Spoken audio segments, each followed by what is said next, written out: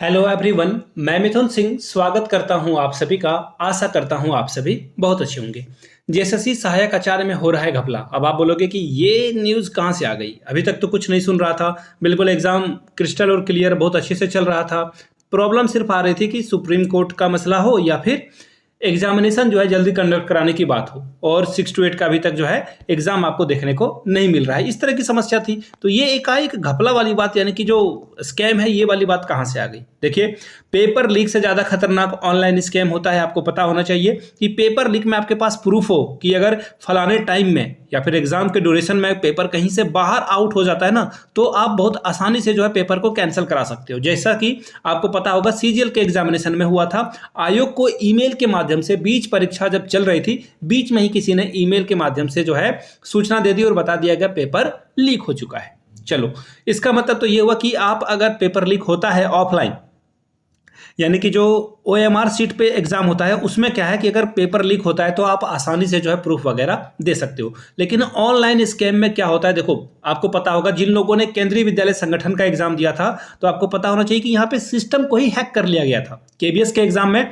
इसके अलावा जेएसएससी के पीजीटी वाले एग्जाम में भी ये बहुत घपला चला है, आपको पता ही होगा। जिन लोगों ने एग्जाम दिया होगा नीचे कमेंट करके जरूर बताइएगा केबीएस के बारे में, पीजीटी के बारे में। इसके अलावा जो सबसे बड़ा घोटाला हुआ है झारखंड के इतिहास में, वो है लैब टेक्नीशियन। इसमें तो इतने धुआंधार जो है पैरवी चला था, और पीजीटी वाले एग्जाम में कि क्या ही कहा जा सकता है। अब बोलोगे कि दोनों एग्जाम तो कैंसिल नहीं हुआ, सभी लोगों को बहाली कर दी गई है। तो देखिए, कुछ जेन्युइन कैंडिडेट का इसमें सिलेक्शन हुआ है, लेकिन ज़्यादा कैंडिडेट जो है यही फर्जीवाड़े के आधार पर जो है इनका सिलेक्शन हुआ है।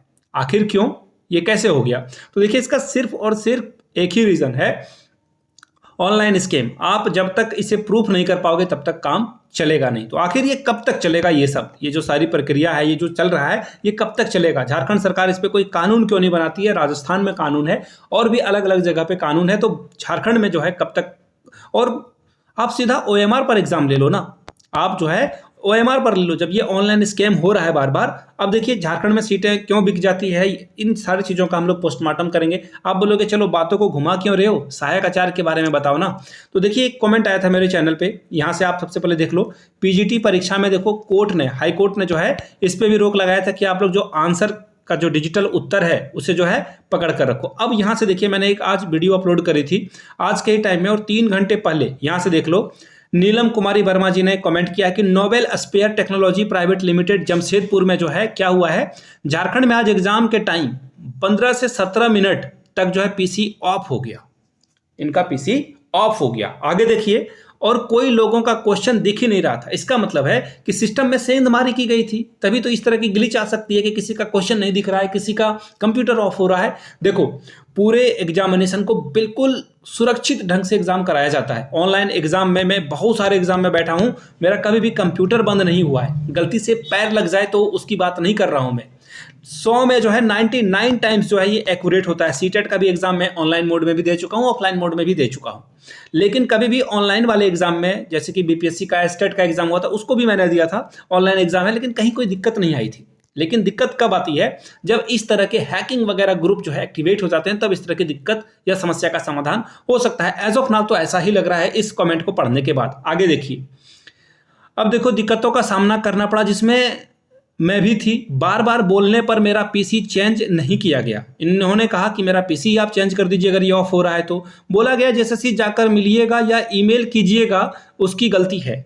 यहाँ हैकिंग हुआ है, ऐसा है या नहीं, क्या बात है, इसकी जांच होगी, क्योंकि पीसी खुलने के बाद मेरे बगल वाले पीसी में इंग्लिश में लिखता ही जा रहा था, यानी कि बगल वाले पीसी में कुछ अपने आप लिखाता जा रहा था। दाल में जरूर कुछ काला है, उस पर वीडियो बनाइए सर, क्योंकि 2 और 3 मई को भी एग्जाम है। प्लीज देखिए, एक बात मैं आपको क्रिस्टल क्लियर और छाती ठोंक के बोलता हूं कि झारखंड में जो है ऑनलाइन एग्जाम जो भी हो रहा है, इसमें तो बहुत बड़ी धांधली हो रही है। इसमें तो कहीं कोई डाउट, शंका, समस्या की बात ही नहीं है। गोलमाल तो हो रहा है। पकड़ने वाले पकड़ नहीं रहे हैं। मैं आपको एक बात बताता हूं, आप जब लाइब्रेरी में घंटों घंटों पढ़ते हो, तैयारी करते हो, और जब कुछ इस तरह की चीजें सामने आती है तो आपको मेहनत करने का जो मोटिवेशन है वो कहां जाएगा? सीधे रसातल में, धरती के नीचे चला जाएगा, पढ़ने में मन नहीं लगेगा। आप 10-10 घंटे पढ़ रहे हो कि चलो एग्जाम में आपकी एक सीट पक्की हो जाए, लेकिन कोई 18 से 20 लाख रुपए दे रहा है, वो कुछ नहीं पड़ेगा।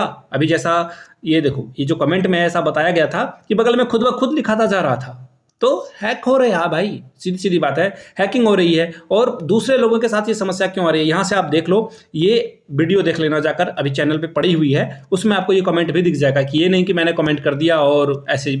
आपको भी पता है, देखो झारखंड में जितने लोग हैं ना, सभी को पता है कि ये चीजें किस तरह से जो है काम कर रही है, किस तरह से मैनिपुलेट हो रही है। बाय द वे, आपकी जो भी राय है नीचे कमेंट सेक्शन में जरूर लिखिएगा। क्या लगता है कि आपको इस पे एक कानून बनना चाहिए और एग्जाम OMR पे होना चाहिए या CBT कंप्यूटर बेस्ड टेस्ट होना चाहिए? नीचे कमेंट करके आप अपनी जरूर राय रखिए। और एक और बात, अगर कोई CBT लिखता है, इसका मतलब ये नहीं कि वो पैसे देने वाला है। आपकी अपनी पर्सनल राय हो सकती है जिसमें कि आप CBT मोड में पसंद करते हो सकता है कि किसी को कंप्यूटर में एग्जाम देना ईजी लगता हो और OMR में एग्जाम देना थोड़ा डिफिकल्ट लगता हो कि वो कुछ टिक कर रहा है और कलर कर दिया। देखो मैं आपको क्लियरली बताता हूं, एस्टेट के एग्जामिनेशन में जो है मैंने कई क्वेश्चन को बाद में बदला था, बाद में मैंने आंसर चेंज कर लिए, लेकिन OMR में ऐसी सुविधा नहीं है। देखिए सभी के प्रोज एंड कॉन्स होते हैं, यानी कि किसी ना कोई भी देखो 100% सिक्योर और अच्छा नहीं होता है, हमेशा कुछ ना कुछ कहीं ना कहीं गड़बड़ी होती है। तो देखिए आपकी क्या राय है, आपको क्या लगता है कि एग्जाम जो है OMR मोड पे होना चाहिए या फिर ऑफलाइन, जिसे आप समझते हो बोलचाल की भाषा में,